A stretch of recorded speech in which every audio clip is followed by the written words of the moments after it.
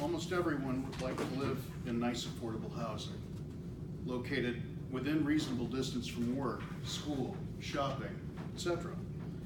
Housing that's affordable enough to where one could meet both their monthly budget and savings. The sad reality is that housing is obscenely expensive. Today I will discuss why we must build more affordable housing. First, we will discuss the extent of housing unaffordability, the causes of housing unaffordability, and finally discuss solutions on how to improve the situation. Now that I've discussed what I will cover today, let's take a look at the extent of housing unaffordability. Housing unaffordability exists throughout California. The ideal housing market simply does not match the real housing market. Ideally, according to information titled, "How much of my income should I spend on my house?" provided by Bankrate.com, accessed November 11, 2018, states that no more than 28% of your gross monthly income should go towards your mortgage payment. This means that if you earn $60,000 a year or $5,000 a month, your mortgage payment shouldn't be more than $1,400 per month. This clashes with the harsh reality of information from the California Association of Realtors first quarter 2018 Housing Affordability Index, accessed November 11, 2018. States that the median price for a home in San Joaquin County is $362,500. With a standard 20% down 30-year fixed rate mortgage, that would mean coming up with a $72,500 down payment, a minimum monthly payment of $1,880, and a minimum qualifying income of $75,040. Using myself as testimony and not including overtime wages, I wouldn't qualify on my base income yearly of $60,000 alone. It's true. For many with an already tight budget, any housing expense increase can lead to stress and potential homelessness. According to Kirk Siegler from National Public Radio in his article titled, "California Housing Crisis, Working but on the Brink of Homelessness," from April 16, 2018, Jimmy Mejia, who along with his wife Patty work as assistant managers for an LA area pizza chain, shares their emotional stress as they're facing a 200% housing expense increase. "I try not to cry in front of my wife, but emotionally it's very hard for me," Mejia said as his eyes welled up in tears. "I know she cries too. I know she does, but we try not to do it in front of our kids." Now that I've discussed the extent of housing unaffordability, let's take a look at what's causing the problem. Intense demand is a leading cause of housing unaffordability. I will address a few of the most impactful causes leading to such demand. Limited inventory fuels demand and creates a ripple effect into other areas. According to Mac Taylor in his research analysis titled "California High Housing Costs, Causes and Consequences" for the California Legislative Analyst's Office, dated March 17, 2015, first and foremost, far less housing has been built in the coastal metro areas than people demand. Existing values skyrocket, causing potential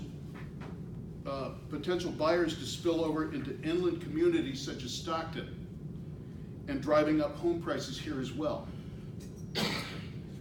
The "not in my backyard" or NIMBY attitude of pre-existing residents makes the inventory demand situation worse by preventing new affordable housing construction. Many NIMBYs argue that building more affordable, high-density, mixed-income housing would reduce their home values, create traffic congestion, and will undermine the community's character. This is not true. According to the California Department of Housing and Community Development report titled "From NIMBY to YIMBY," yes, in my backyard, dated December 2006, that NIMBY argument is refuted. No study has been shown that existing home values depreciate.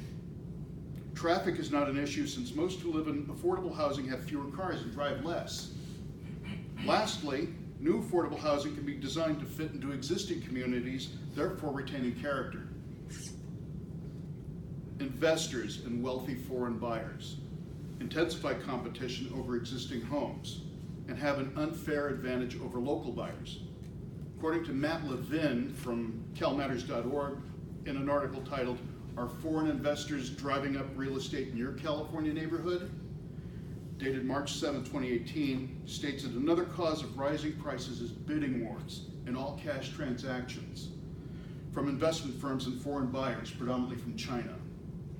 In Stockton, between 2015 and 2017, nearly 40% of all homes in the Stockton area were all-cash transactions. Now that I've discussed some causes of housing unaffordability, let's take a look at some possible solutions. Housing unaffordability is a big problem in California, but if action is taken now, we can greatly reduce it. One course of action would be to review and revise zoning laws. According to information titled, "Why Are Housing Costs So High?" from the Building Industry Association of Los Angeles Ventura, biolab.com, accessed November 11, 2018, states that much of the land would be ideal for housing development, is off limits due to zoning and other regulations. Local governments should review and revise zoning regulations as necessary in order to expedite housing development. Another course of action is to simply build more affordable housing. Yes, sounds simple enough. According to Noah Smith from Bloomberg, in an article titled, "Want More Affordable Housing? Just build more of it," dated March 14, 2018.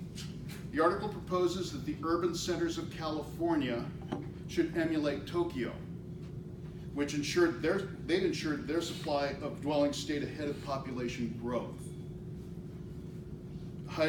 Building high-density housing near public transportation, and avoiding sprawl by building up, not out. This, of course, would need the cooperation of local and state government agencies, builders, and the community at large. Lastly, and most importantly, become active in your community in support of building more affordable housing. In order to speed up that cooperation, the community must come together and make its voice heard in favor of affordable housing development. Now, as opposed to the NIMBYs, the Yes in My Backyard YIMBY groups are now making the scene. Motivated and politically active, they are often seen at city hall meetings and frequently in contact with local and state politicians. To learn more about this group, visit them at calyimby.org. It's my hope that I made you all aware and motivated of this problem. Housing unaffordability is a very real issue in California, with many spending 30% or more of their income towards housing. Today we discussed why we need more affordable housing. We discussed the extent of housing unaffordability, the causes of housing unaffordability, and finally discussed solutions on how to improve the situation. Simply put, effort in, results out. If we do nothing, nothing will happen. Housing unaffordability will only get worse if nothing is done. So it's up to all of us, through our action, by becoming active in our community. Addressing this issue through the proper channels will results happen. Thank you.